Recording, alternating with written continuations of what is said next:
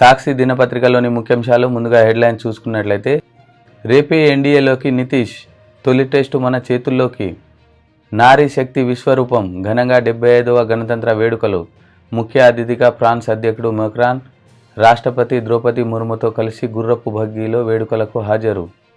భక్త రామదాసు విగ్రహం ఇదిగో, పెండింగ్ బిల్లులైనా ఇవ్వండి, పదవుల్లోనైనా ఉండండి, నిధులైనా విధులైనా, రాష్ట్ర వ్యాప్తంగా ఆందోళనలో సర్పంచులు. గ్యారంటీగా ముందుకెళ్తాం, 100 రోజుల్లో హామీలు అమలు చేసి ప్రజల ముఖాల్లో ఆనందం చూడడమే ప్రభుత్వ లక్ష్యం.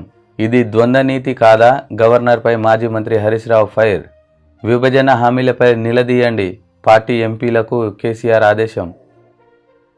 రేపే ఎన్డీఏలోకి నితీష్, బీజేపీ మద్దతుతో మళ్లీ సీఎంగా ప్రమాణం. తొలి టెస్ట్ మన చేతుల్లోకి, భారత ప్రస్తుత ఆధిక్యం 175 పరుగులు. రాహుల్ జడేజా అర్ధ సెంచరీలు. నారీ శక్తి విశ్వరూపం, ఘనంగా 75వ గణతంత్ర వేడుకలు. తొలిసారి మహిళలతో త్రివిధ దళాల కవాతు, శకటాల నుంచి విన్యాసాల దాకా నారీ భేరీ. సాయుధ పాటవానికి అద్దం పట్టిన వేడుకలు, రంగుల తలపాగాతో ఆకట్టుకున్న ప్రధాని మోదీ. ముఖ్య అతిథిగా ఫ్రాన్స్ అధ్యక్షుడు మేక్రాన్, రాష్ట్రపతి ద్రౌపది ముర్ముతో కలిసి గుర్రపు బగ్గీలో వేడుకలకు హాజరు. 75వ రిపబ్లిక్ డే పరేడ్ సందర్భంగా శుక్రవారం ఢిల్లీలోని కర్తవ్య పథ్లో త్రివిధ దళాలకు చెందిన మహిళా సేనల సేవల సాయుధ విభాగం, తీరా గస్తీ దళం, Bombay engineer group, Delhi police త్రివిధ సేవల కవాతు. గ్యారంటీగా ముందుకెళ్తున్నాం, 100 రోజుల్లో హామీలు అమలు చేసి ప్రజల ముఖాల్లో ఆనందం చూడడమే ప్రభుత్వ లక్ష్యం. గత 10 ఏళ్లలో విధ్వంసమైన రాజ్యాంగ విలువలు, వ్యవస్థలను పునర్నిర్మించుకుంటున్నాం. గణతంత్ర దిన ప్రసంగంలో గవర్నర్ తమిళిసై, హాజరైన సీఎం రేవంత్, మండలి చైర్మన్ గుత్తా, మంత్రులు. ఇది ద్వంద్వ నీతి కాదా?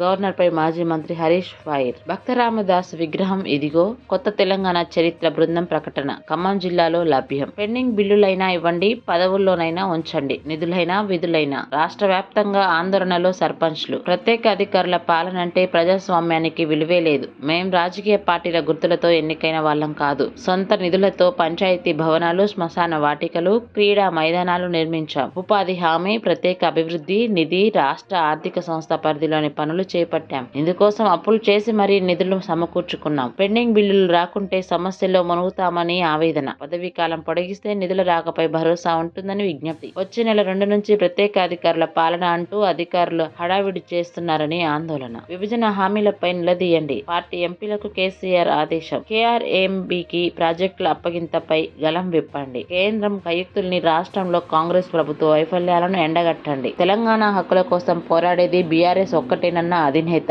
పార్లమెంట్ సమావేశంలో అనుసరించాల్సిన వ్యూహాలపై దిశానిర్దేశం.